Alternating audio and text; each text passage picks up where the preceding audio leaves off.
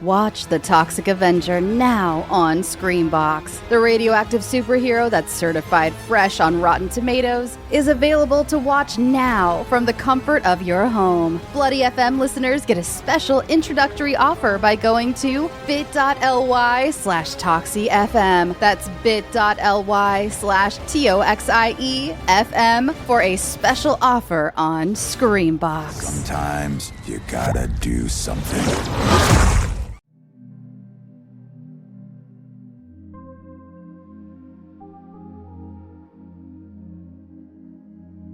Welcome to Safe Room, your weekly source for horror gaming discussions and proudly part of Bloody Disgusting's Bloody FM podcast network.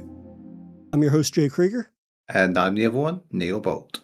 And this week we're celebrating 5 years of horrifying chats for Safe Room. So we figured what better way to celebrate than asking one another the age-old question, if we were stranded on a desert island, which 5 horror games would we each pick? Last us as long as we're able to survive. So before we were recording, I was saying to you that it's going to be really fun to kind of dive into our lists and see kind of like what our own personal criteria was for a desert island game. Now, naturally, you brought up the point to me that it's like, well, I'm not going to pick obviously a multiplayer focused game. That wouldn't make a whole lot of sense, being trapped on an island and whatnot.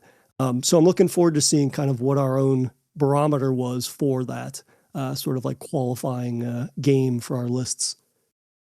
Yeah, this is it. Like, and I'm tempted with the online thing, but yeah, if you're getting stranded without a rescue, it's like, well, then it's not really quite working for you in that way, I suppose. But yeah, so yeah, I just went with that in mind. But then also the thing of, well, I'm assuming I never get rescued and I have to stay here forever, so I want to also have things I'm going to enjoy coming back to, and maybe some stuff that made me go, okay, done enough now, maybe go and survive for a bit.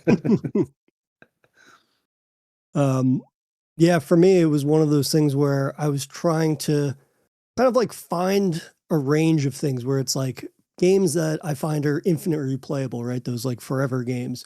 But at the same time, I wanted to pick some games that were ones that, I have a tendency to replay just because I love them so much. And that might be like once every other year, once every like 3 or 4 years type of a thing. But I tried to find a real range in that regard. But I guess with our prompt this week being all about, being stranded somewhere, before we get into our lists, do you have any sort of like traumatic stories about being stranded or trapped somewhere? Yeah, I mean, a very first world sort of problems kind of way.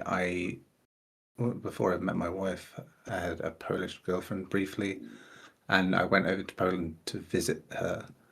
I wasn't exactly money rich at the time either, but I had this terrible suitcase that ended up getting a hole in it, which is farcical in itself. But yeah, a bunch of stuff went out of there, including my wallet, which for some reason I've kept in there to keep safe, as it were. And so, yes, let's say the relationship took a very interestingly bad turn. And so I was pretty much there for a few days, begrudgingly being, given food and shelter, but not having much else to do, like breaking up halfway through the trip and basically waiting out to be able to go back home. And it was just before that point of like, oh, you could easily wire money across your phone and stuff like that. But no. So it was I remember calling my boss at the time to try and like see if they could wire me some money. And they were like, they pulled the whole, no, I can't really hear you. You're breaking up kind of trick. That was great.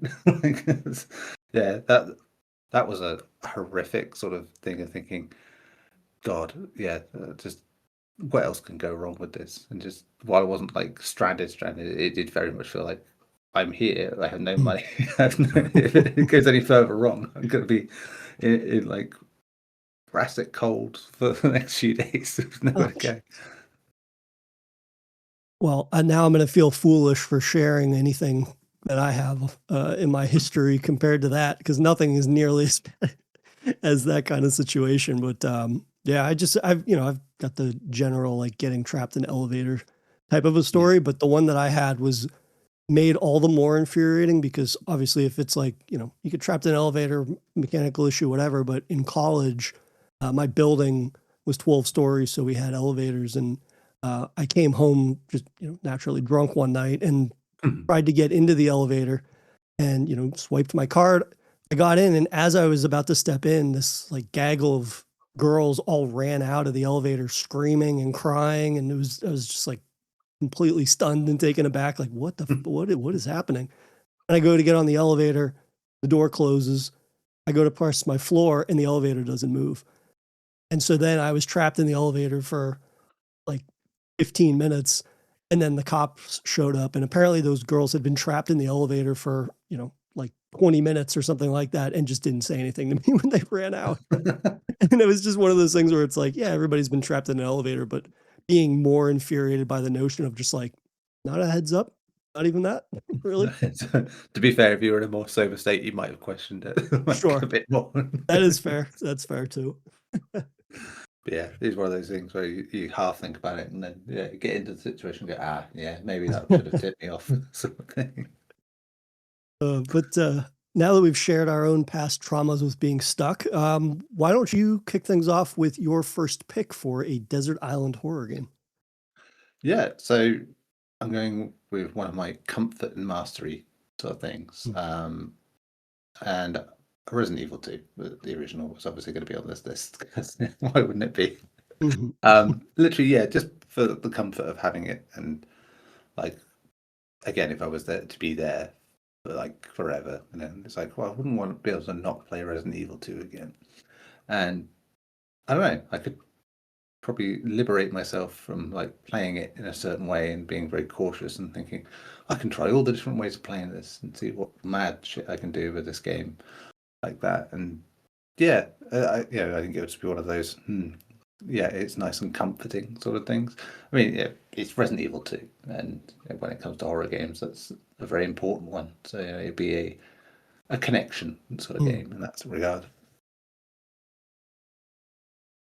Yeah, I guess in terms of that game, like how did you like settle on that one from some of the other ones in terms of just like thinking about like how did you pick it based upon like gameplay? Did you think about like a narrative aspect that you would like to kind of just like experience, whether it's indefinitely or whatever your stay is on the island? Yeah, I mean, like I've told the story many times about, before I ever played Resident Evil 2, I'd seen like a picture by picture guide of like playing the game and like memorized it all and been obsessed with it. And so it's like it's akin to like having a favorite rewatchable film on in the background. It's like just get to those little beats here and again, and you remember when they're coming, and you like quote the lines, and that certain things to go and do certain parts of the game. And yeah, it would just feel so warm and comfortable. Like I don't really have that connection with any other Resident Evil in the same way.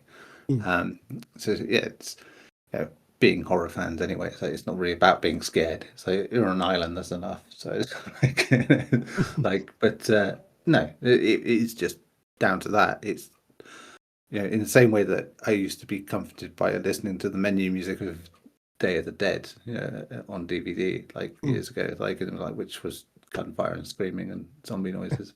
But it's a weird thing to say as a comfort, but it would feel like so just before bed, bit of Resi 2 sort of thing, like that. That's the way that I feel about it.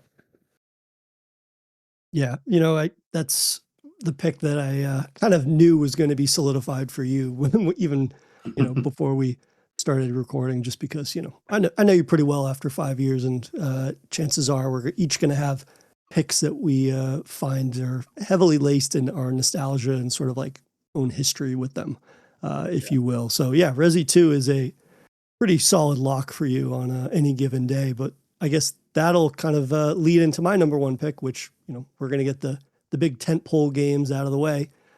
Chatting Resident Evil, for me, it's going to be Resident Evil 4.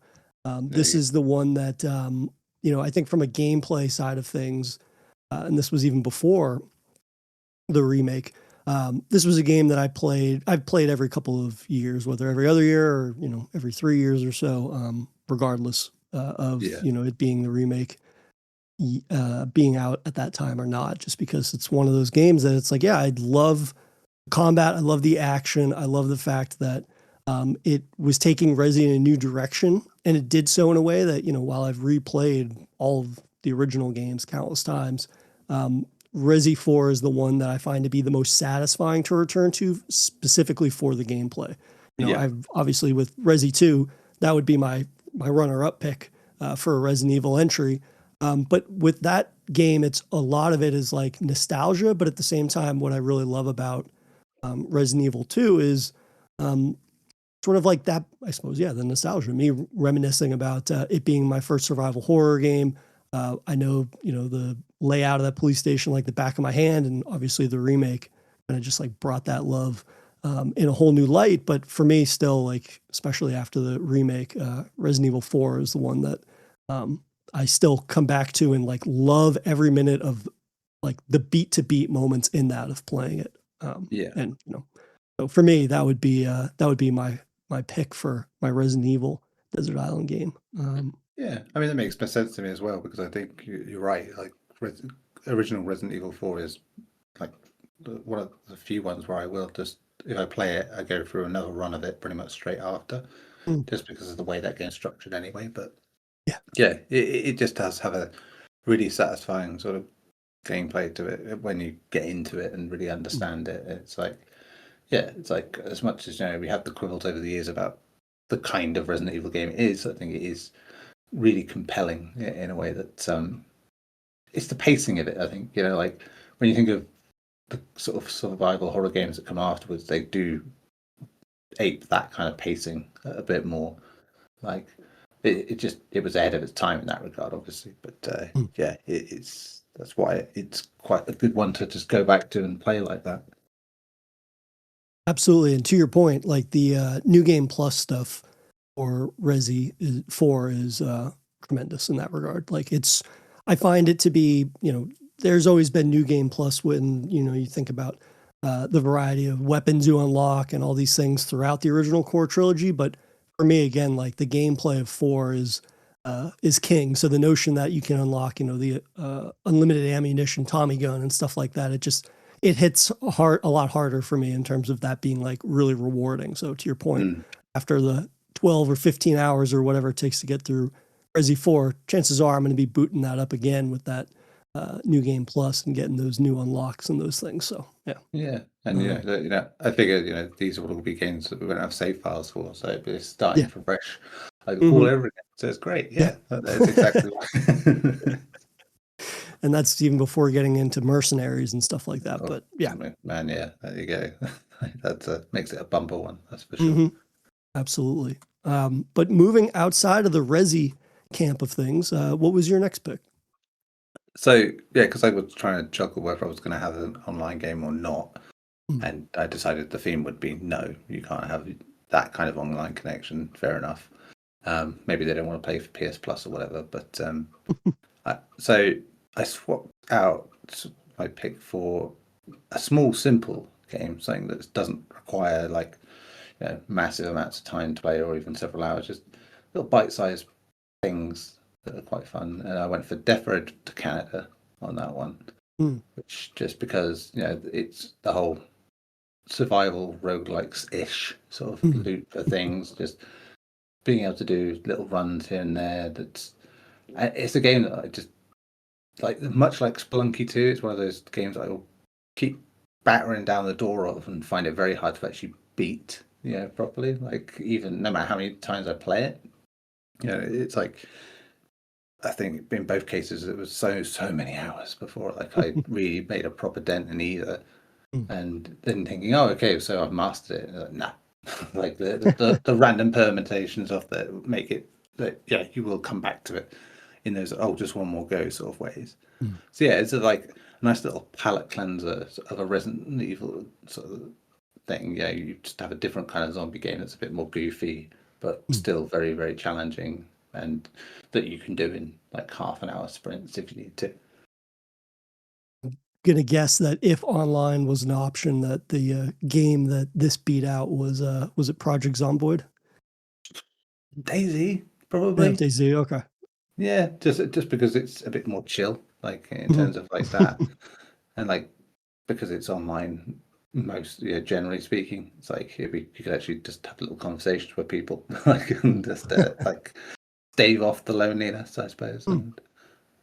and can't be any weirder than the people you get online anyway. So yeah, if you're at that point, That's a fair enough point. Yeah, I figured some type of zombie game is like pretty essential when you're thinking about the various games that you could pick for this. But I think more importantly, like the survival aspect of that and the sort of like ability to string that type of experience along with those elements makes that the type of thing that, like, yeah, sometimes you just need something chill. But those survival aspects also, I think, when you talk about games that are forever games, infinite replayable types of things, I love, and we've chatted about on the show, over the years, the fact that, you can pair survival mechanics with the overt horror of whatever your given genre is. So yeah, that makes sense that you'd have something like that on your list. So yeah, that's a great pick as well, because we only recently, like within the last year or two, covered that game, and that was one of those great sort of game. Like I call it a gem because I didn't know about it beforehand, but just getting yeah. to see the ability to blend action with RPG mechanics, survival mechanics, and then naturally everybody's favorite horror subgenre for games. It's just like so cool, and to see something that is not as hardcore as a Project Zomboid, or even some instances of AZ. Like it's just yeah, it's a great pick in that regard. Yeah. And it's got the whole custom characters thing, so you Mm. can, feeling that lonely, you can make your friends and family in the game and have them, find them along the way. So it gives you that sort of little bit of just insanity keeping hope, I guess. Mm. Oh, absolutely. Yeah. That's where the RPG mechanic comes in, that I think was, even when we reviewed it, like it was one of those things where I was like, oh, okay, cool. This is what further kind of like proves that the gameplay is of that nature, of like a forever type of a Mm. game, because you get these characters that, at least in my experience, when I play games that have that random character generated, sometimes when I start a game like that, I'm like, okay, I want to play this type of character or seek this kind of character out. And then when you play anything long enough, you're going to get stuck with a character that they randomly generate their stats or their perks or what have you. And then you get somebody that you maybe normally wouldn't be interested in playing that type of way. But then, they're in your party, you stick with them long enough and you're like, oh, cool, this is a new facet of gameplay that I'm going to like lean into. And that right there at least guarantees another 5 hours in that world. And just thinking about the ways in which that can kind of like snowball in terms of your time with the game just further speaks to that being a really great sort of like forever game pick. Absolutely. Yeah. Yeah. What about you though? What do you got other than Resident Evil? You mentioning sort of the more chill aspect of a horror game blended with survival elements. One of my picks for like a forever game was Dredge, which we covered recently, and that's probably the most, if you will, like loosely horror related game, or twee horror, if you even want to call it that. I don't know that it would actually qualify for that, but it's one of those games that has horror, sort of Lovecraftian elements to it. But that ultimately is just like one of the chillest games that I've played in a very long time. And it's a game that I found myself just picking up and playing randomly when I needed to just like decompress or unwind. And it was a great game to have, especially like the last year when I was bringing my personal MacBook Pro to work with me to do work on it. But also, like, if I had downtime, I could just kind of like boot up something to play for 20 minutes at a time.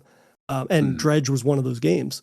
And it was one of those things where after a while I spent so much time with it that I've basically beaten it and seen all that it has to offer, and yet I was still coming back to this game over and over and over and over. Because I just love being in that world. I love exploring. And like you had said, it's just this very chill vibe to that game. It's got a really calming soundtrack. Obviously in that game, after you spend any amount of time with it, certain areas to avoid if you don't want to, get trounced by some gigantic Cthulhu squid monster, if you will. But at the same time, like just howling around in the sort of seas is just one of those things that's like incredibly relaxing for me. Again, it's got this great atmospheric score. The stakes are what the player is seeking out, as I said, in terms of like what parts of the map they want to explore. And ultimately, like it's a gorgeous looking game, right? That sort of like cell shaded graphics and everything along those lines. And at the same time, I found myself just like starting a new playthrough so I could relive those moments of like, okay, I'm not only going to sort of like further expand my knowledge of, the deep seas and the bestiary that goes along with that, but just sort of like the wonderment of how that world changes based on that day and night cycle. And day and night cycles are one of those things in games now where it's like, that's pretty much a feature of most open world games or semi-open world games. But here, like seeing that reflected in the ecosystem and the ecology of the world of Dredge is one of those things that I love so much. And yeah, it's just really, really a fantastic game that, as I'm saying all this, I realize that I've yet to play the DLC for that. So I'm actually going to go buy that right now while we're yapping about it. There you go. You're giving yourself an extra treat. Oh. I mean, I think if anything, that would stop me wanting to leave on any kind of raft. Well, no. That's it. Not all that stuff that could be out there, sort of thing. Because, I was very much in the same boat, pardon the pun, that we would, if I had certain games that were like island based or like sea based stuff, it's like, yeah, but would that help? Would that make it feel worse? If I was going to get a game like that, and it's like, yeah, maybe, but yeah, in the end, I kind of decided against doing that, thinking, nothing. It has to be escapism as much as I can do, I suppose. That was the way I saw it. But yeah, I mean, Dredge is still like, if you're going to do anything like that, at least it has that quaintness after you've like played enough of it that you basically, as you said, you don't have to worry about much when you know where everything is like that. It's like a nice kind of mastery, isn't it, with that game, where you just there's danger and terrible things, but once you learn the rule set of that world, it's like you know where to go, you know what not to do, and that works fine. No, yeah, I mean that's the type of game that, again, like when you talk about forever games, I'm not going to that game for like a challenge or anything along those lines. And it's also the type of thing where it's like, yeah, I'm not revisiting this game because the gameplay itself is especially, I don't know, like tactile or challenging or, satisfying. It's a nice chill kind of vibe to get through the day when, whether it's been a stressful day or whether I find myself needing a break from whatever I'm reviewing for coverage or something along those lines. So yeah, that's definitely why it's one of my picks for my Desert Island game. However, it might be a tease to play this game indefinitely on an island, considering the fact that you got a boat. So I didn't even put that together, which doesn't reflect well on me. But that being said, let's move on to your next pick. Yeah, so this is my, endless sort of experimentation pick, if you will. And naturally, my first thought was, well, I want an Arcane game there. Naturally. And I was going to go with Dishonored 2 originally because, like, it was very much like you were saying about Resident Evil 4. It's one of those games where, because you basically just start stacking up your powers and stuff on playthrough, like, oh yeah, you can like do all that and like really start experimenting in different ways. But nah, it's like I wanted something that wasn't like grounded. I thought space, so it had to be Prey, really. And just because I love exploring Talos 1, for the same reason I would have possibly picked Alien Isolation and didn't. It was just like, of the two, I like the flexibility in Prey, and it just means that I'd have more variety in how to play it. It's like I'm not too keen on the idea of like having stalker enemies after me in video games, like in an isolated environment. Like I think eventually, especially as things get tougher, that might start freaking you out a bit in a way. So while there is a little bit of that in Prey, it is a little bit, and yeah, just the many ways you can play that, and again, still having a lot of the same things to it as Dishonored 2 does in terms of like just carryovers and ideas. I was like, yeah, it has to be. And just, yeah, you can have a Mick Gordon soundtrack in there somewhere. So my praise one isn't too bad.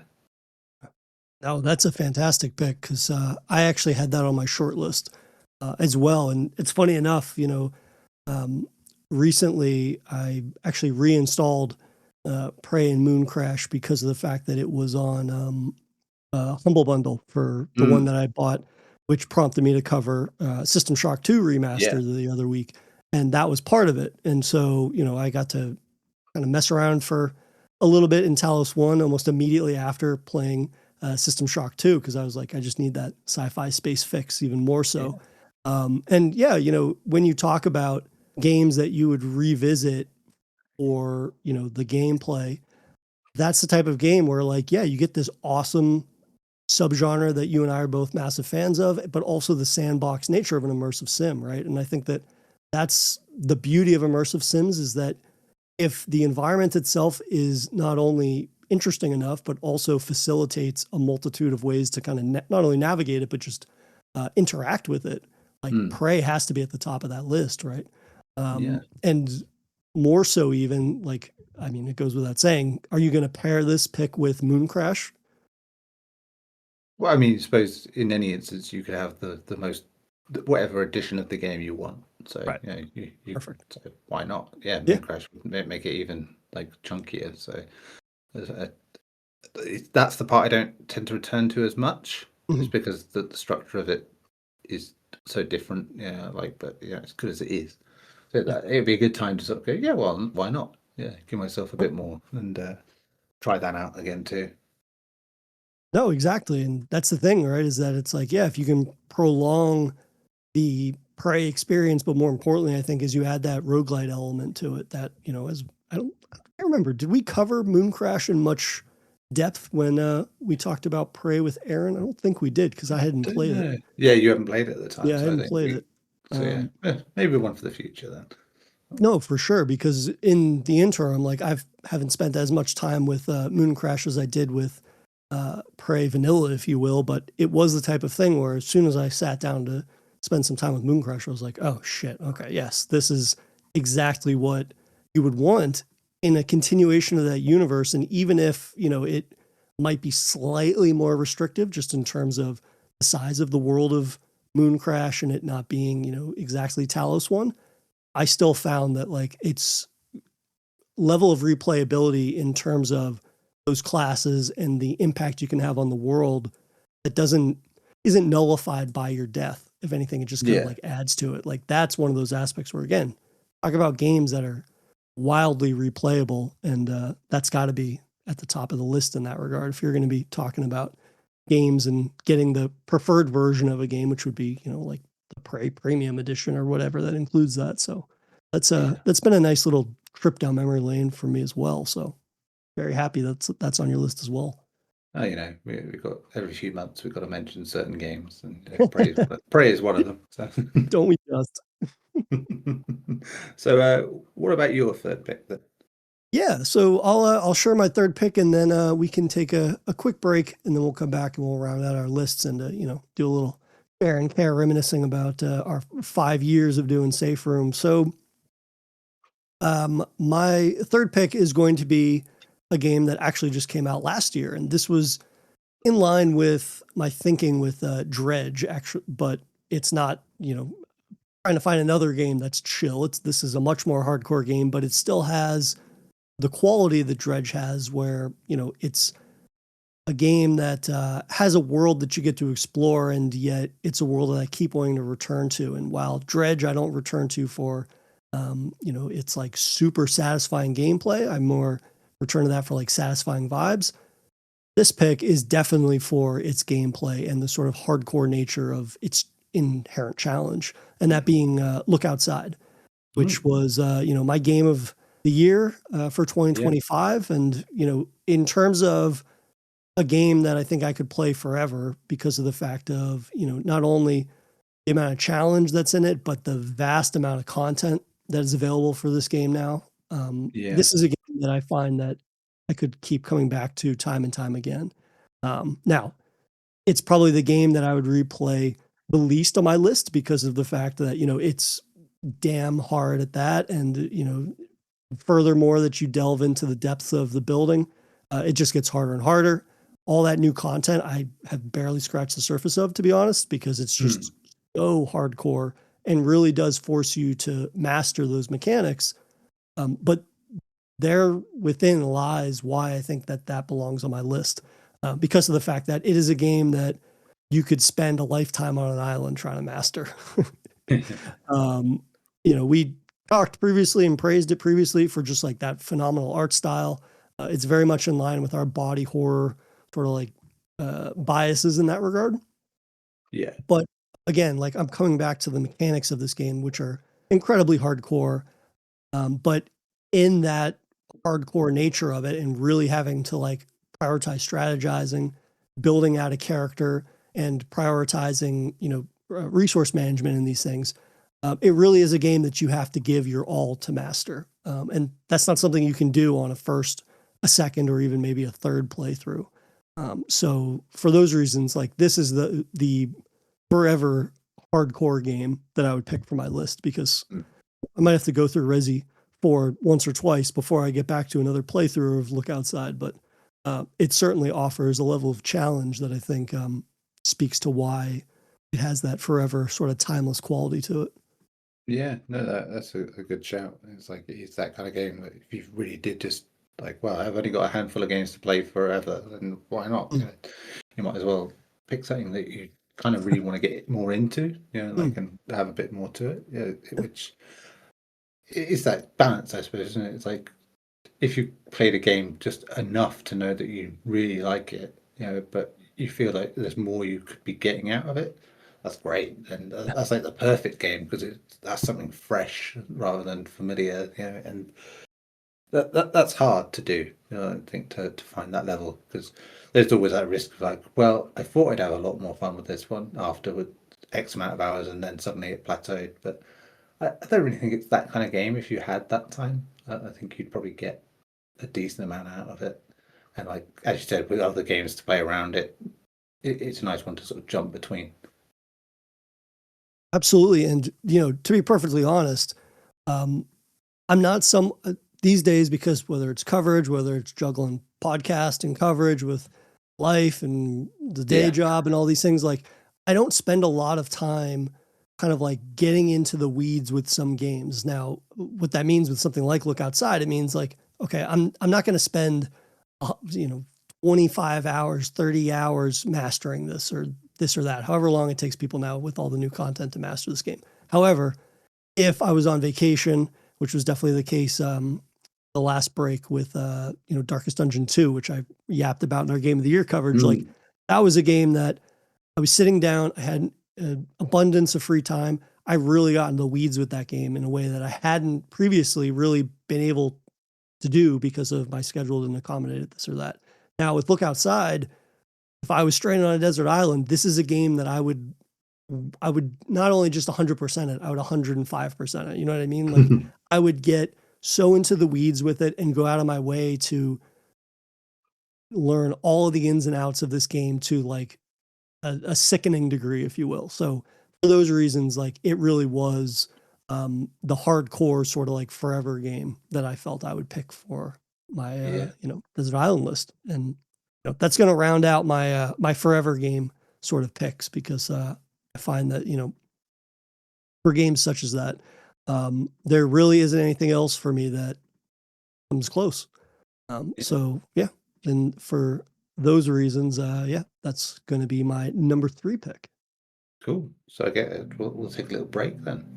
Yeah. So we'll take a quick break. We'll come back. We'll chat about our number 2 and number 1 picks.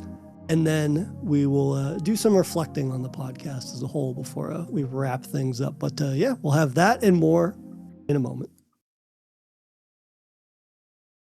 And we are back from our break. And Neil, why don't you kick the second half of the show off with your number 2 pick? Which is my second comfort and mastery pick, which, shocker, it's from Capcom. But not a zombie game. No, it's Devil May Cry. It's Mm. always Devil May Cry. Um, Unapologetic here. Just love that game to death. I love how wooden it is, and yet how fucking cool it is. You know, it is like of that time period. It is like in a way that stuff like Max Payne wasn't quite like aping the Matrix exactly how I wanted it to. You know, oh, it's got bullet time, great sort of thing.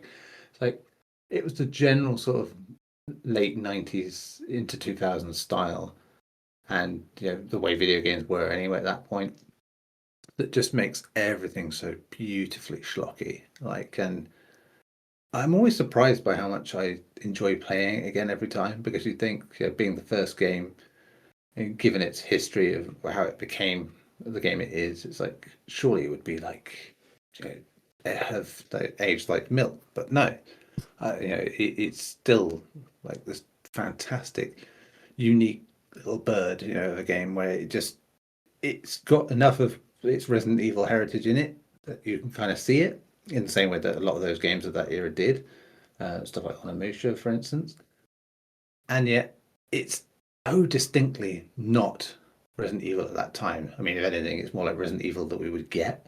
You know, in some of like the quippy humor, like you wouldn't get the Leon Kennedy that we get later if you didn't have Dante. And yeah, just again, I go back to what I was saying about Resi 2 and like, you know, background thing where you can know the lines, you're going to quote the things, and that more than anything, you know, it's like, it's that cult classic, you know, as much as it was a bestseller and it, you know, got high scores. You know, in the grand pantheon of video games, I don't think it gets the appreciation it deserves still.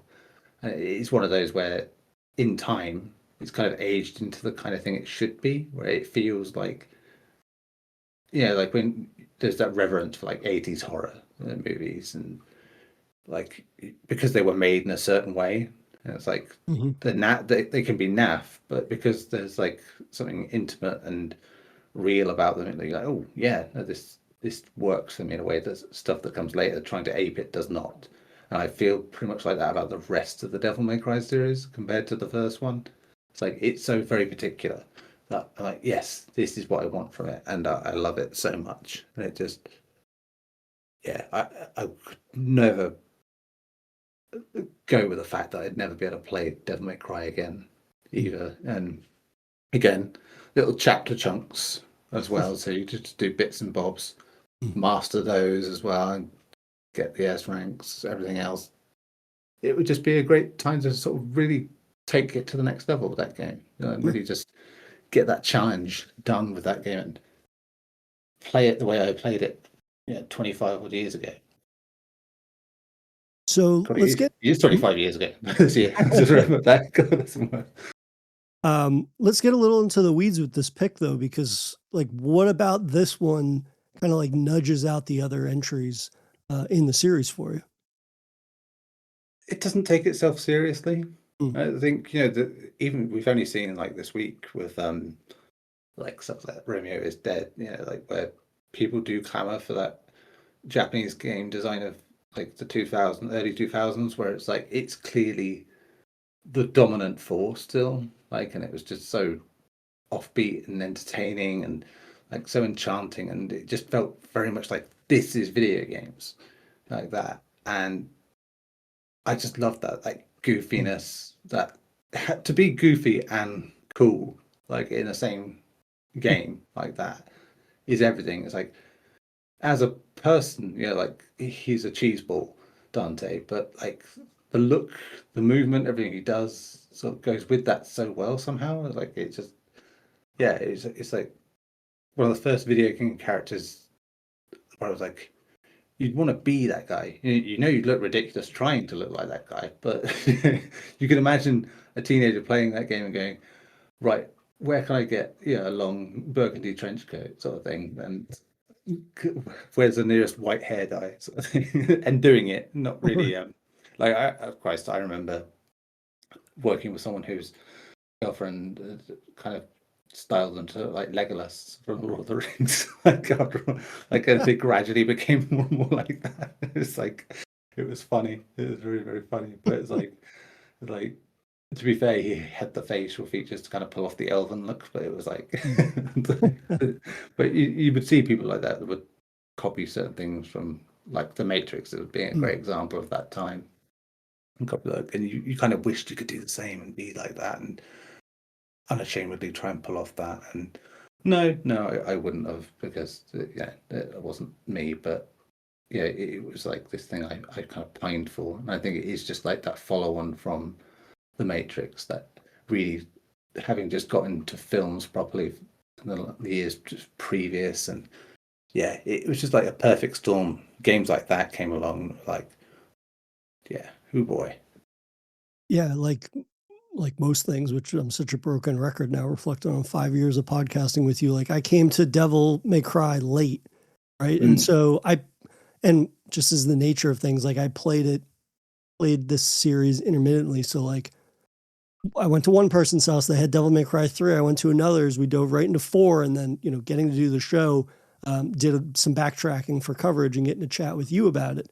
And so, my view of the series as a whole is slightly, I suppose, out of whack, right? It's like, it's not to say that the third game is a better game, but for me, working backwards in something like that, it's like, oh, this feature isn't there, or, maybe this doesn't look as good, that type of a thing. And that's not like an overall commentary on it. It's just, that's how I arrived at it. And so, my first instance of Devil May Cry was with, actually, was it 2 or 3 where he does like, he's like eating pizza at a desk? That's and then 3, yeah. That's 3. Okay, yeah, that's what I thought. Yeah, if you'd started with 2, then you'd probably never gone to the rest, to be honest.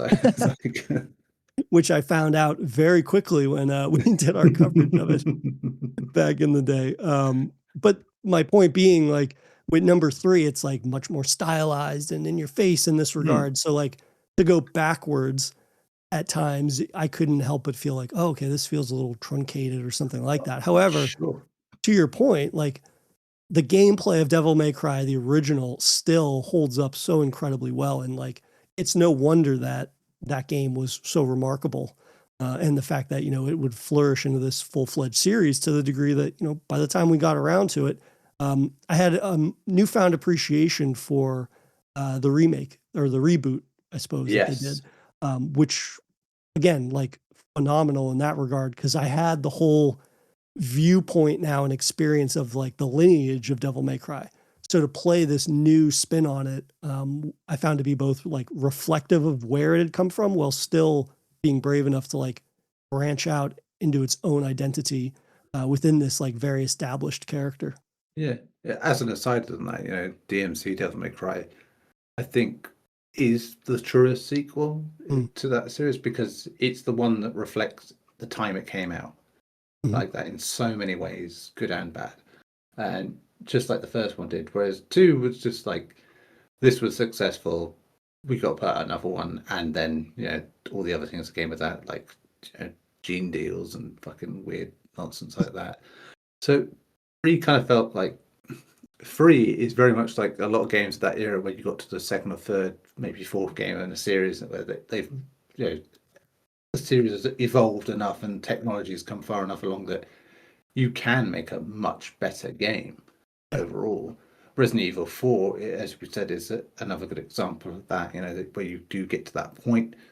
Devil May Cry was that one, and there were others, as well. I mean, even you could say Silent Hill 3, like in a sort of combination of like storytelling and mechanics, like was better than 2, but.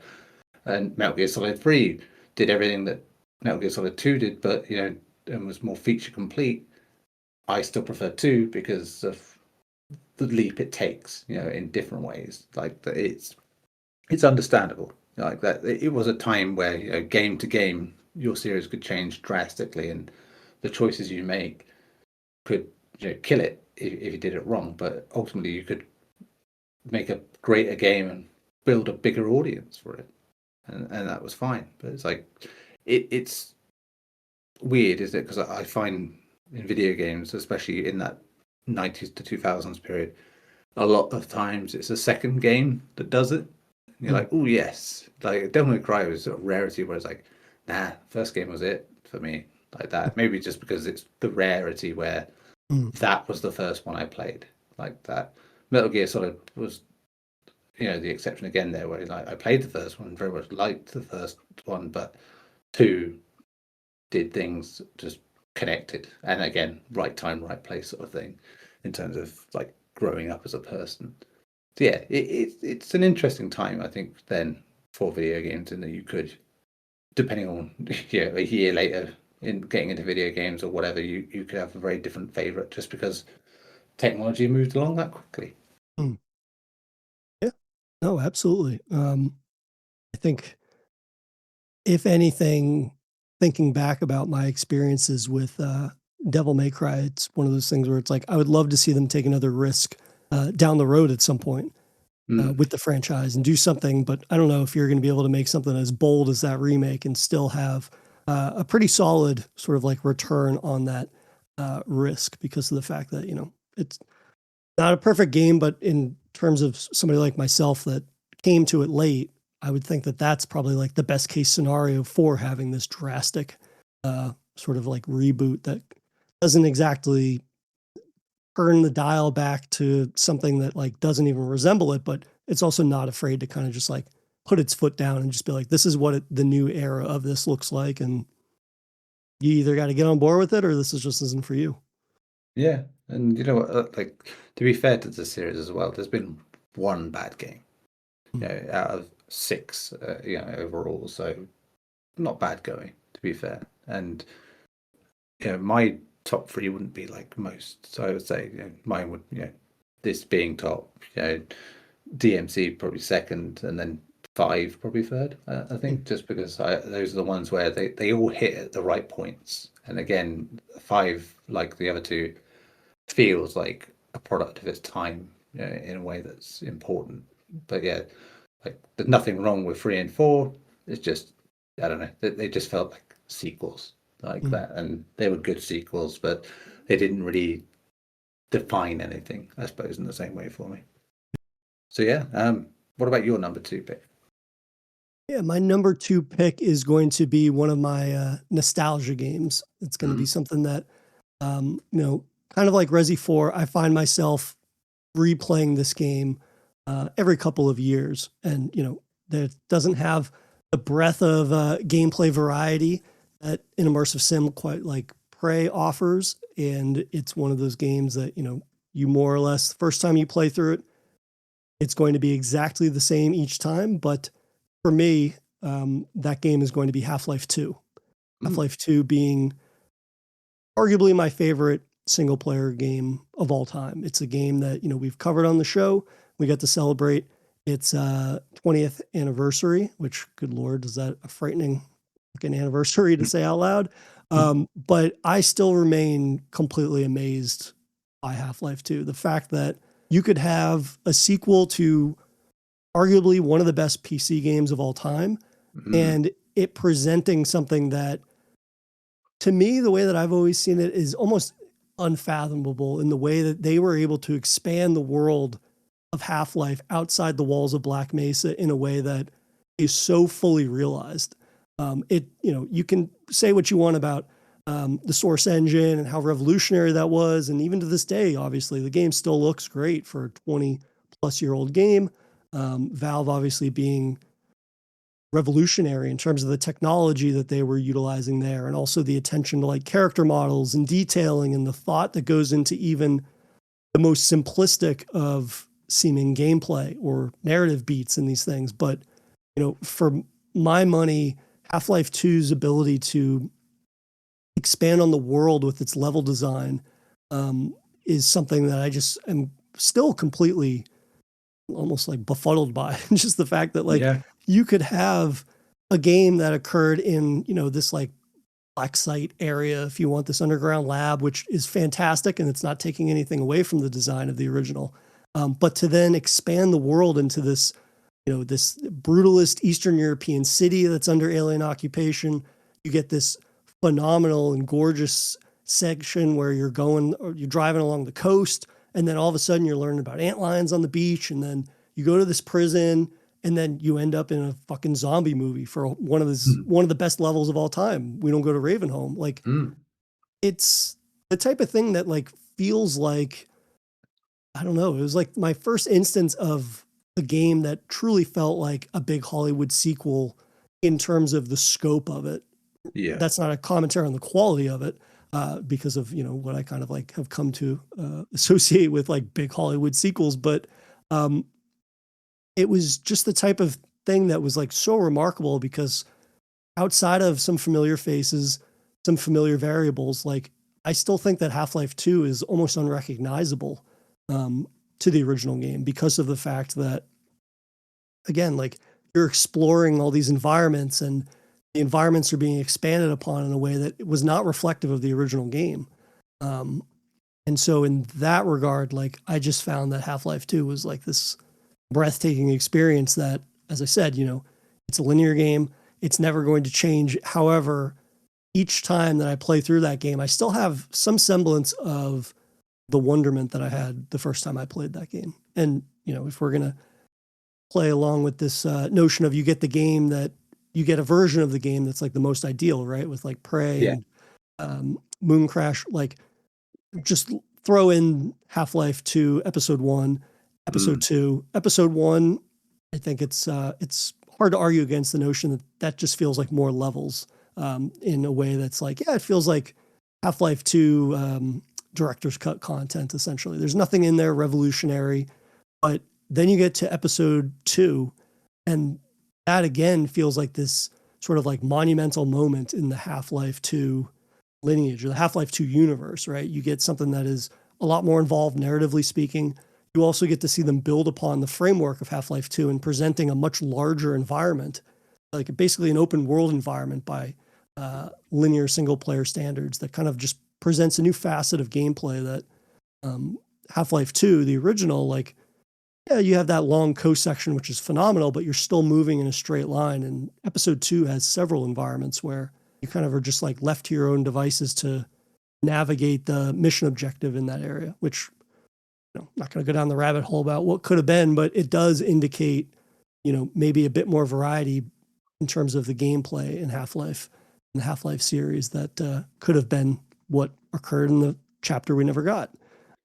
So yeah, for those reasons, Half-Life 2, by and far, one of my favorite games and a game that I think I could play every other year for, the rest of my life, if you will.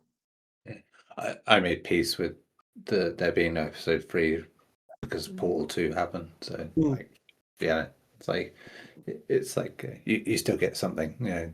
They killed your puppy. Someone got you two puppies, sort of thing. It's fine. So, but I mean, it's like when we talk with the big number 2 sequels, if you will.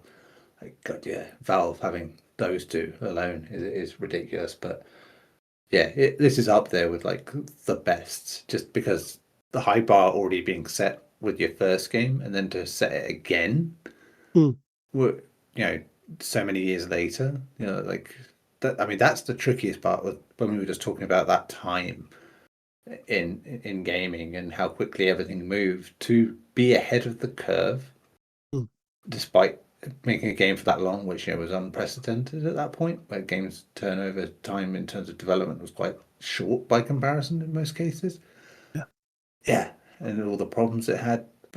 It's amazing that it turned out the way it did, and it came out at a time where thankfully it was relevant again.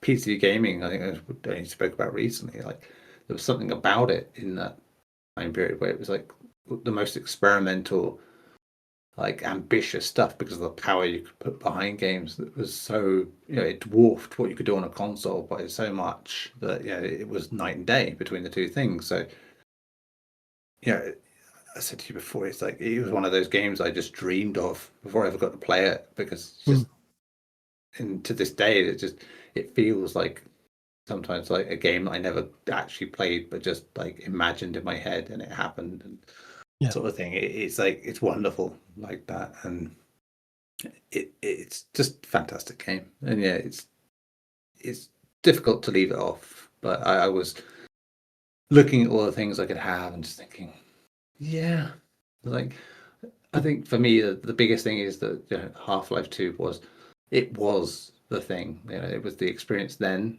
that's so special that maybe I didn't really have it again in the same way. like that. And I think at that point, especially when I did play it the first time, it was like, PC gaming, I'd weaned off it a bit at that point, because I thought, I played all these things and they're all great, and then that just came along and just blew everything out of the water, and it was ridiculously good.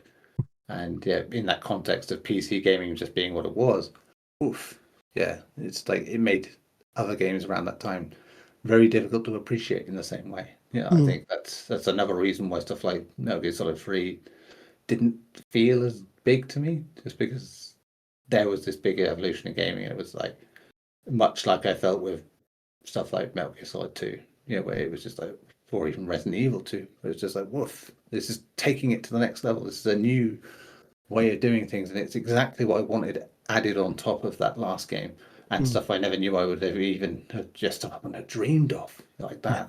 And which is increasingly a rarity in gaming. You would get stuff you haven't seen before. I mean, most of the stuff in that game has been done to death elsewhere now, but yeah, it's that implementation and that very singular vision that really just says yes. And obviously, a big reason why Dishonored was like so cool is because of the same sort of art style, and well, not the art style, but like that architecture and ideal and the art, if you will, that felt quite Half-Lifey, because it was the same guy who did the art for Half-Life 2, I believe. So Yes. yeah, it is just it's a big one. It's a good one, but there's only 5 spaces.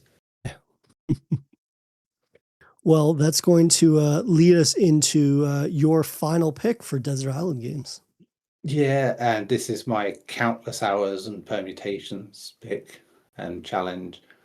Probably not a surprise for anyone who's listened to the show for any period of time.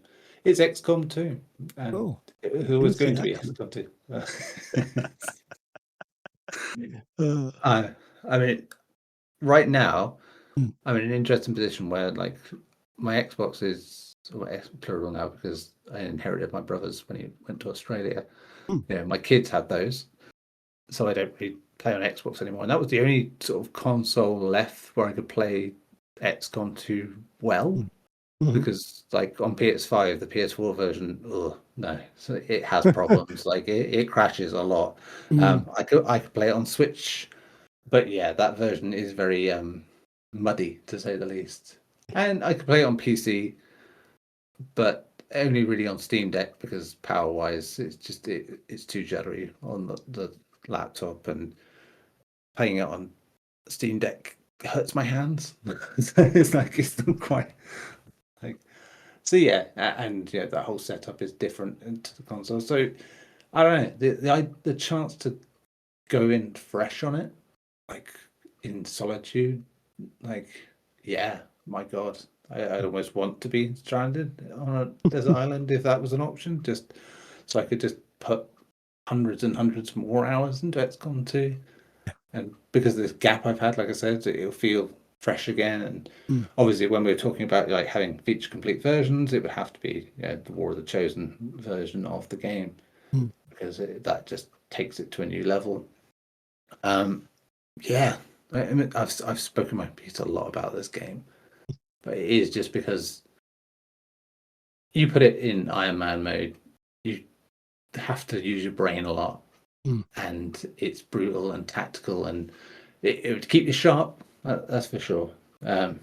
Might send you crazy in terms of like trying to like the things that can happen, but just having like the weird personal dramas of XCOM 2, like, and again character creators, so you could just again fill up squads of people you knew in your other life, and like that'd be great, like that. And of course, no other obligations beyond surviving. Then you could just do whatever you want with it. And hey, if it's got mod support, wow, then great. You'd have even more stuff to do. And it's an all-timer anyway as a game. But the big reason, and the reason I picked this over, say, Hitman: World of Assassination, it's just like, well, it's more in keeping with like the genre, because there's lots of horror in it. There's lots of stuff like that. Whereas Hitman, yeah, there's murder, but you know, it's not strictly horror in that sense. But yeah, when I think of forever games in that sense,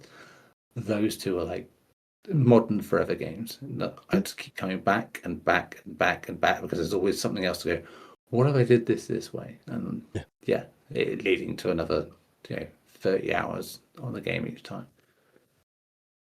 Yeah, I mean, I guided you a bit there, knowing that this was going to make your list as well. But it is the type of game that, like, you think that you've mastered this game at a certain point, and then, like you said, very rightly so, like once you dive into something like Iron Man mode, it's just like, oh, this becomes a whole nother type of thought experiment to a degree that just kind of, again, like it not only does away with the very notion of save scumming your way through an encounter, but it really does make you start to realize that your strategies, like you need to be thinking not just 1 or 2 steps ahead, but like 4 steps ahead almost, especially when you get to the point where you've played Iron Man mode enough, or I suppose, sorry, you've played the base game enough that you're like, oh, I more or less know what to expect. But really, if anything, that just like fuels the horror, the anecdotal horror of this game. The fact that, you know what's coming next. And again, you better be thinking 4 fucking moves ahead, and you better say your goodbyes as soon as you touch down for the start of each mission, because chances are, if you aren't thinking in that kind of like mind frame, that things are going to get pretty dicey pretty quickly. And I think that your point, like including War of the Chosen, which is just a phenomenal piece of DLC that essentially takes a game that, you already thought you could play forever, and it just furthermore just like challenges you in ways that I find are like, I don't know, how do I want to say it? It's like there's obviously the threats that are in each missions, but the added notion that you could be like violated by the intrusion of the Chosen, right? The fact that they can pop up and just basically infiltrate your game at a given moment. And if you don't deal with them accordingly, like they're going to wreak havoc and then just disappear if you don't, again, deal with them.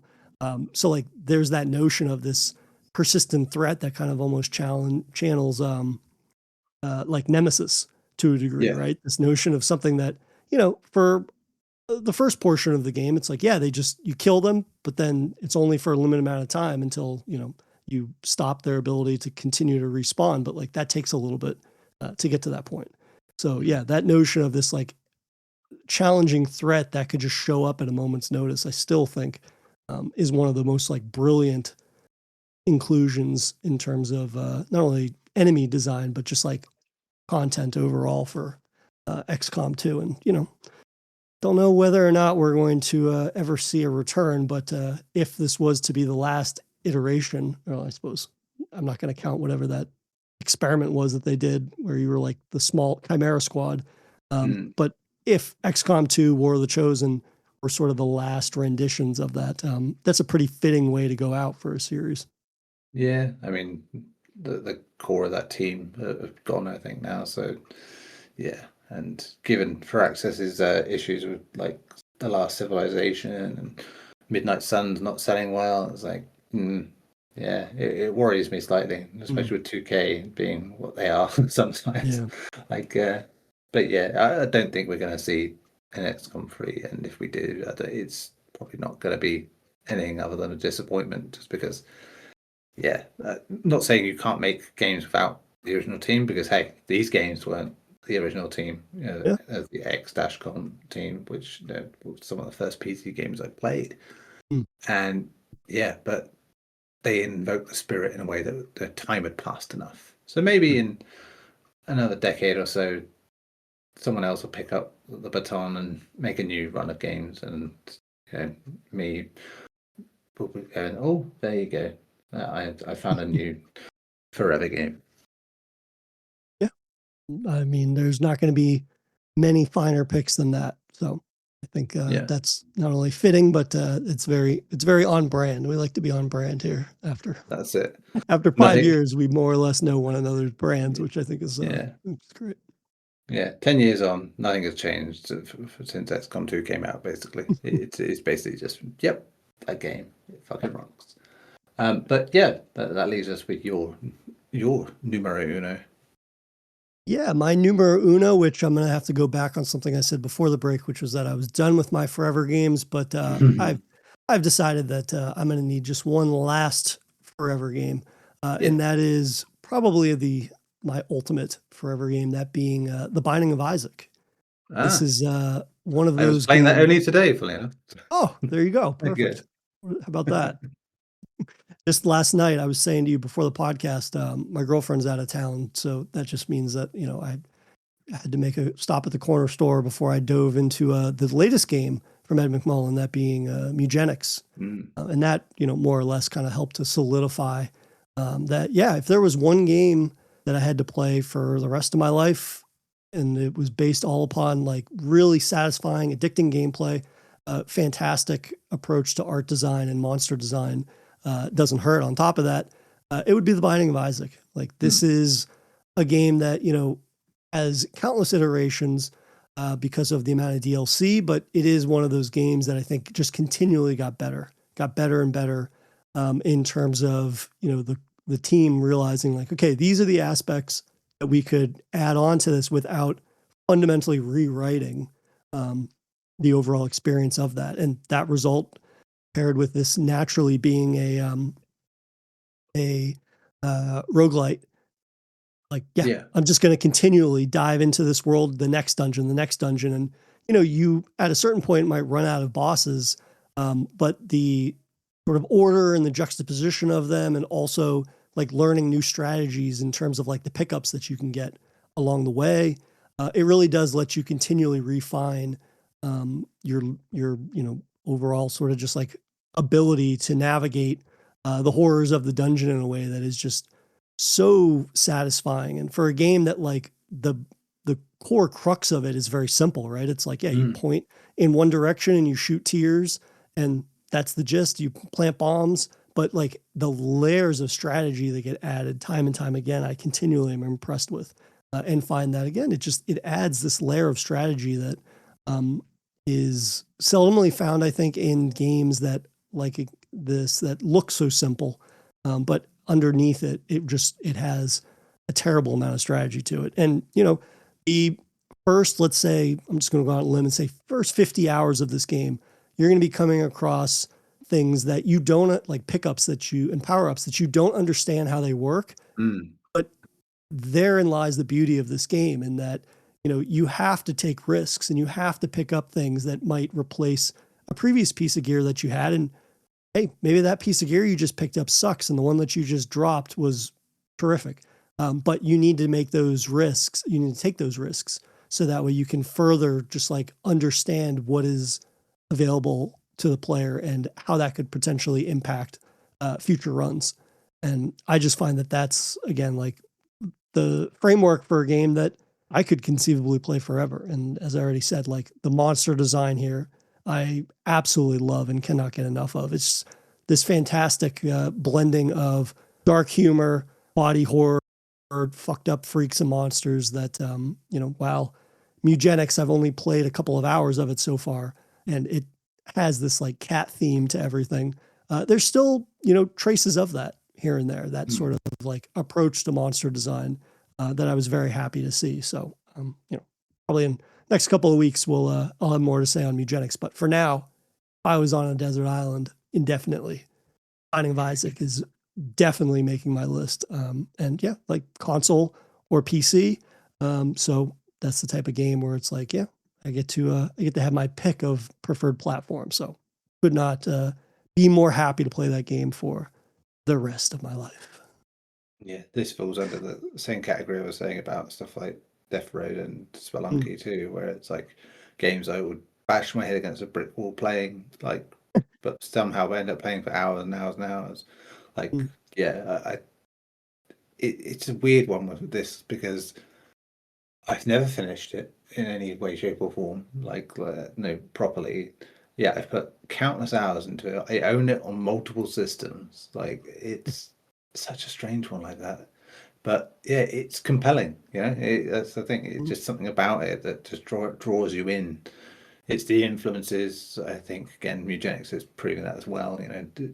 Certain influences, like, but coming up with a very distinct, unique thing about it, like Edmund Macmillan does. So yeah, it's understandable it would be in there because it is just if you've got a game that's countless hours, difficult to master, but always wanting to play it, that's a damn solid choice.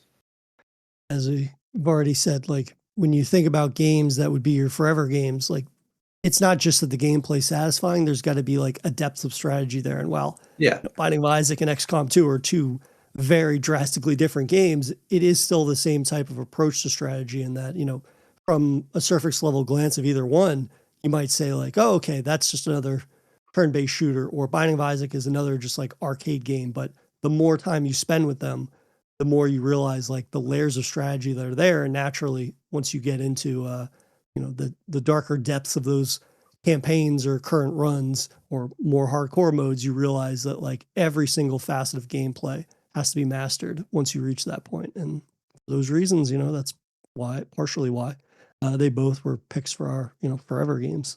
Yeah, and in Isaac's case, I still feel like I barely scratched the surface of that game, for all the hours I put in, which is remarkable to say the least. Well, I want to throw you a curveball now before we wrap things up. Naturally, we both said that picking a multiplayer game would not be very fitting given the desert island aspect of, or I suppose being stranded on an island. But if by some chance, by some dark magic, you were able to get a solid Wi-Fi connection despite being stranded, what would your multiplayer forever game be? I said Daisy originally, and that's probably just recency bias. I think again, it's difficult. I'd probably pick something like Dying Light, because it's a good one. Like if you say, you could go and hang out with friends on it, like that, you could just stick around, do the stuff in it. It's still a horror game. It's still got looting and an open world, and you get to do parkour and smashing zombies' head in. But for you can just chill doing that, like that in a way that's a bit less intense than say Left 4 Dead, which would be another great contender. So I think Dying Light, just because it's that kind of like, I don't have to be in it all the time, and I don't know. I think Daisy's sort of isolation in most of the game would feel like probably a bit much, in terms of that. But dicking around, drop kicking zombies off roofs with your mates would certainly help pass the time. Yeah, no, that's a fantastic pick, and one that now makes me remember that I need to play. What was it? The Beast? Was that the most recent release? I need to dive back into that world. What about you though?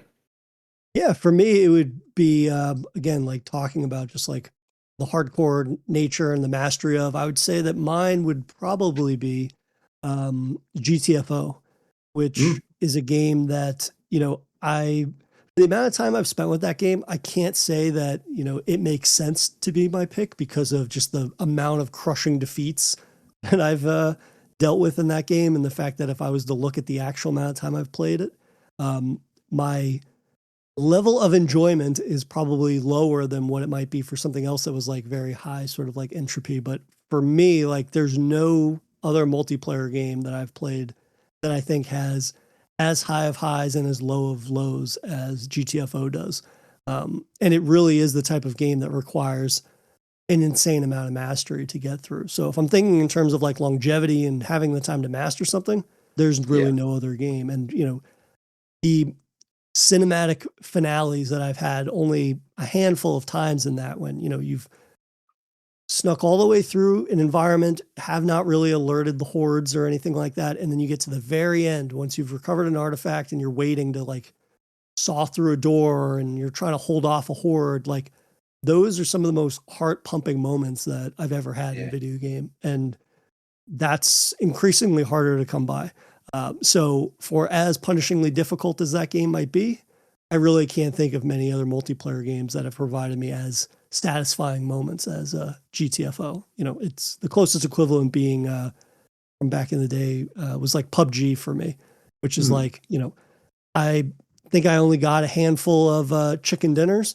It which maybe is telling on myself a bit, but like those final circle moments are some of the most heart pumping moments I've ever had in a game. And this is somebody that like played first person shooters religiously for all their life, and yet those are two examples. Probably more so GTFO, but still like just incredibly satisfying. And you can only have those types of experience if there's the payoff of, or the trade-off of, it's satisfying, but it comes at a great cost, which is often defeat 80% of the time. But you got to have that defeat fucking percentage to get to that 20% that's like nothing else.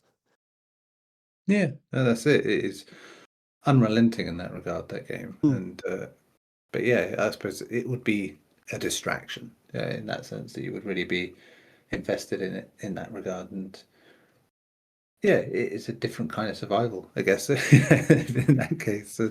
Yeah, I mean, I suppose that's a sort of preference thing, isn't it? It's like how much intensity would you want in what you're doing? It's probably why I didn't pick certain games, because like I could stress myself out enough that maybe I won't go anything too intense sort of thing. But yeah, so generally I think even XCOM 2 is like the most welcoming kind of pain I could take, I think, because it's like, yeah, it's part of the fun sort of thing. But yeah, no, I mean GTFO, oof, yeah, that's an undersung one in terms of like really nailing that sort of tension, as you say, of like just getting to the end of those rounds and really like just escaping it.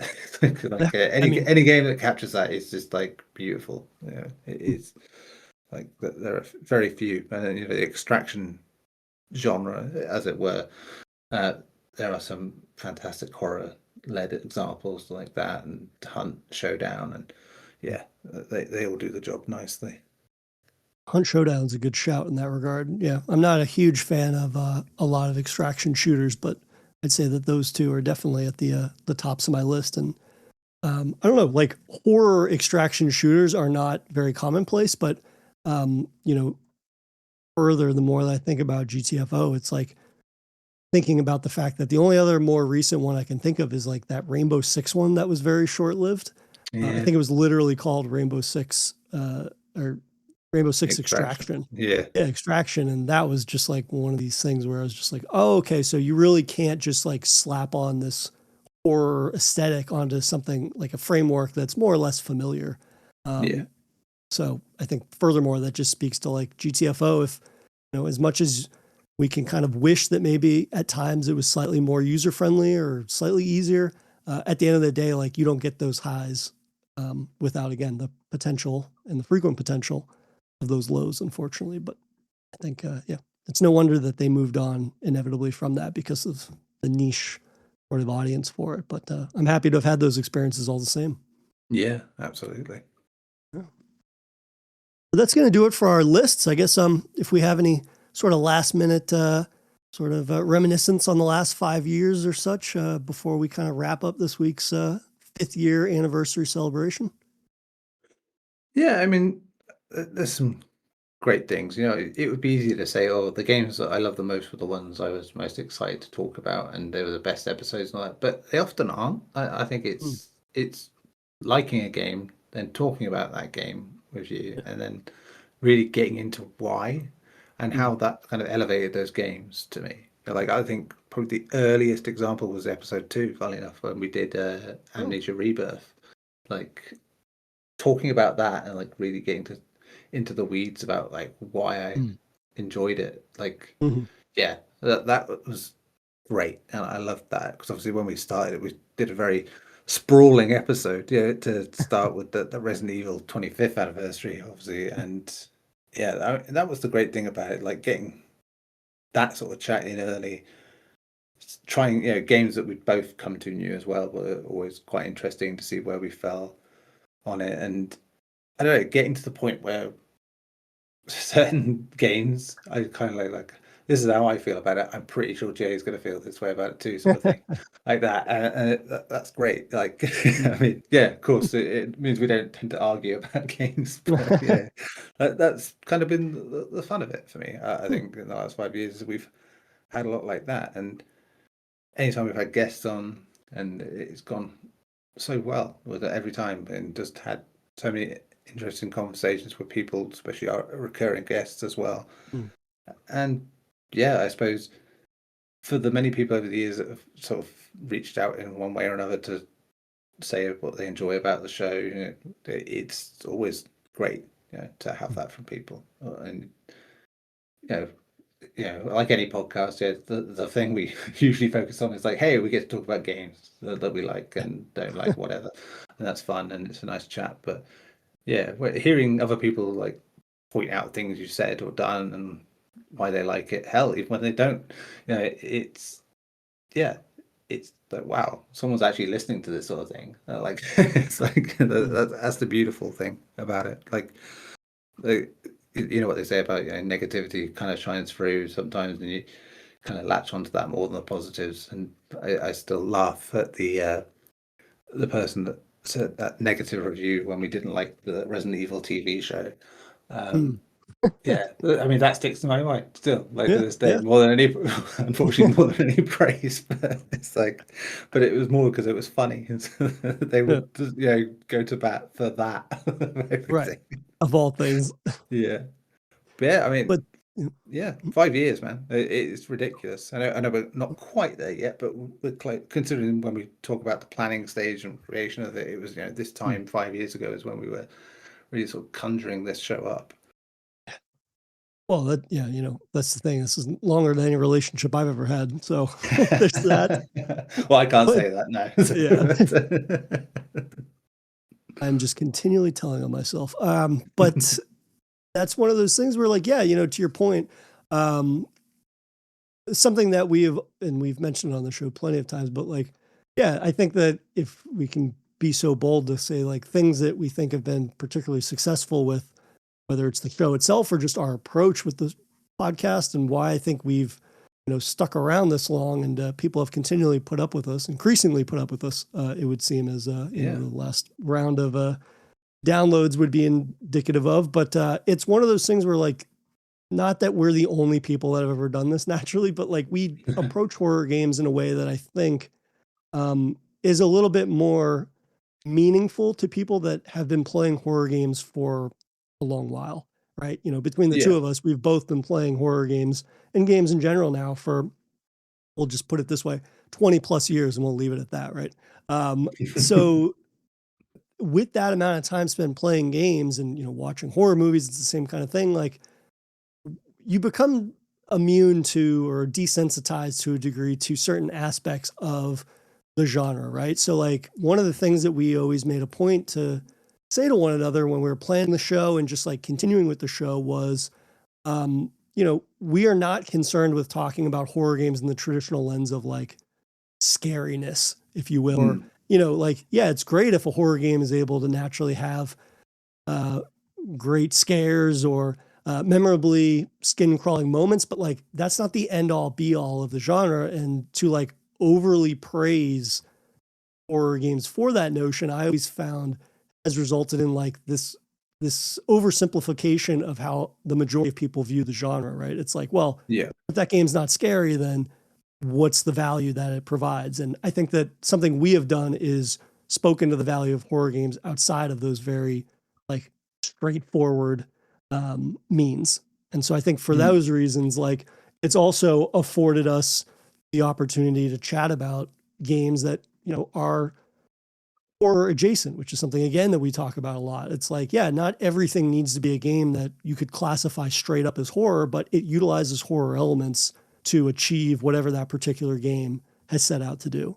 And so for those reasons, like I found that, yeah, naturally getting to have beers and shoot the shit with you every week would be a highlight in and of itself. But like having the freedom and, in air quotes, like safe space to come and talk about whatever I've been playing in a given week. And if I can connect it to horror in some way, even if it might not be something that you agree with or the majority agrees with, like I have a space to kind of like bring my case for it. And that doesn't mean I'm always convincing yourself or others about it, but I at least have the opportunity to try and do so, which gives us a lot of variety in terms of the games that we cover, even more so now with this newer format that we're taking on this year. Yeah, and like we've just gone past 4 years of Horror Bites as well, which is wild because it feels like it was a later edition, much later in some ways, but yeah, it was literally just in that before the first year was out that we sort of started changing things up, and the format that sideshow has kind of changed so much over Yeah. the years as well, and but that's been such a net positive as well. I think in just really seeing the scope of what's out there, and learning to love horror games that are as short as 5 to 10 minutes, like that, and having like favorites come from that. And Yeah. yeah, I think that's really for both of us just sort of shaped our horror game tastes in new ways. I think, especially in the last few years, we've, as you've said a lot last year, in terms of like certain styles of horror game because of Horror Bites, you've got more into because of that, and that's I think that's the beauty of that is you get these small games that introduce you to all types of genres and do it in a way that is accessible but like experimental, and yeah, it's a nice addition to like covering like the blockbuster stuff and the mid-tier stuff and like doing anniversaries and to be able to cover this great unknown, where we don't get the hype cycles or anything like that, which is like, oh, here's a thing that looks cool, play it. It's very much like that video store look at the back of the box thing, feeling, or in video game form, in the digital age. Absolutely. I think that Horror Bites has been one of those really wonderful facets of this show, right? It's like it wasn't our original plan, but I think that just getting to like start with this sort of like experiment, if you will, for lack of a better way to describe it, but then that really being one of the core identities of Safe Room for us both, right? And the fact that Yeah. it not only affords us the opportunity to like explore corners of the genre that, when you think about the size of games and the more expensive the games are getting to make from big studios or more well-known studios, and then we get to explore these like dark nooks and cranny of development circles where, and it's just a matter of fact, it's not like a judgment, but like a majority of people have never heard of anybody that's making the games that we've covered on Horror Bites occasionally, Yeah. but more often than not, it's not. And I think that it's been inspiring for, myself at least, to be able to cover games that are from complete unknowns, and yet it shows that there's still lots of breath being given to, original experiences, whether that be specifically horror or just game design in general. It still shows that there's so much creativity, and yeah, I'd love for these people to have the budget that they deserve, but if anything, it makes their games even more impressive because of what they're able to do with very little, and certainly not the fanfare that lesser games have received just because of who's behind them, and yet Yeah. those games might end up being a huge pile of shit.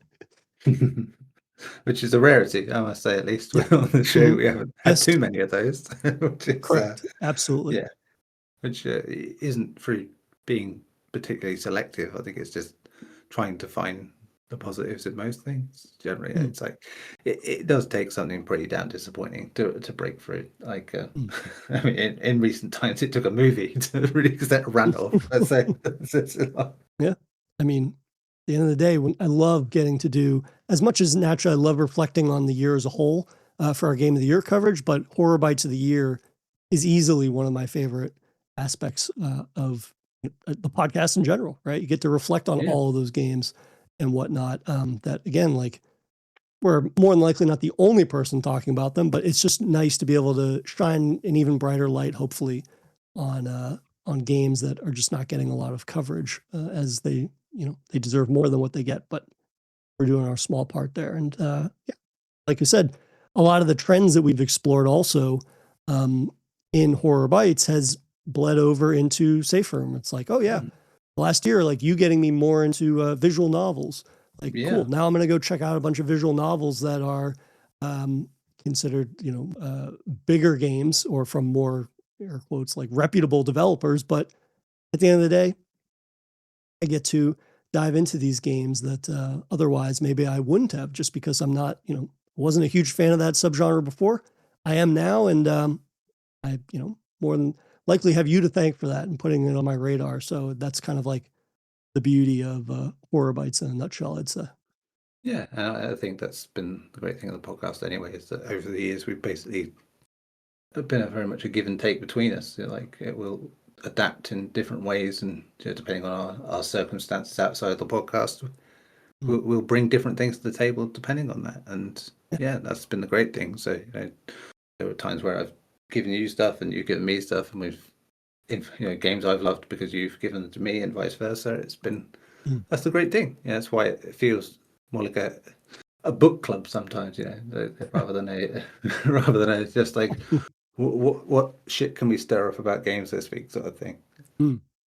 Yeah, and again, like talking about just like what the kind of like environment that we've created for one another with the show. It's just like, I can recommend anything, even though I, at this point, very intimately know your interests in games and things like that. Like, it's a space where like I feel like I can offer up anything, and I know you're going to give it a fair crack at least. And that doesn't mean you have to love everything I bring to the table and vice versa. But it's just nice to have a space every week where like, at least for me, I can share games that I can't really share with anybody else in my life because they're not necessarily, as, and I hate using this word, but like as hardcore, or, they are not into certain subgenres, and they'd be like, I'm not going to give that the time of the day. So that has been a constant over the last 5 years, and one that I am thankful will continue.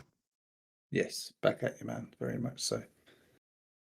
That's going to be how we celebrate our 5th year anniversary. You gave us a really wonderful prompt, and we got to do a little reminiscent about not only games that we've loved for a good long while, but also reflecting on, 5 years of yapping at one another, which has been nothing but a pleasure, my friend. And back to business as usual next week, and we'll have a brand new feature and a grab bag of games we've been playing, along with a new installment of Horror Bites, our new bi-weekly format for that show, where we dive into 2 indie games back to back and then take a week off and do it all over again the following week. But until then, my friend, as always, it's a pleasure chatting horror with you for Safe Room. Yeah, you, my man.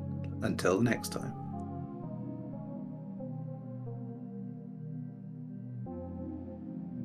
Thank you for listening to this week's main feed episode of Safe Room. If you've enjoyed our horrifying discussions, please take a moment to rate and review the show on your preferred podcast platform, as this helps us immensely in ensuring that the show continues to grow.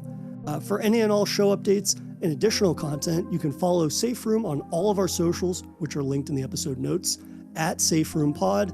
And finally, you can send any and all emails to saferoompod@gmail.com. Thank you again for listening, and we'll see you guys next time. Watch The Toxic Avenger now on Screambox. The radioactive superhero that's certified fresh on Rotten Tomatoes is available to watch now from the comfort of your home. Bloody FM listeners get a special introductory offer by going to bit.ly/ToxieFM. That's bit.ly/ToxieFM for a special offer on Screambox. Sometimes you gotta do something.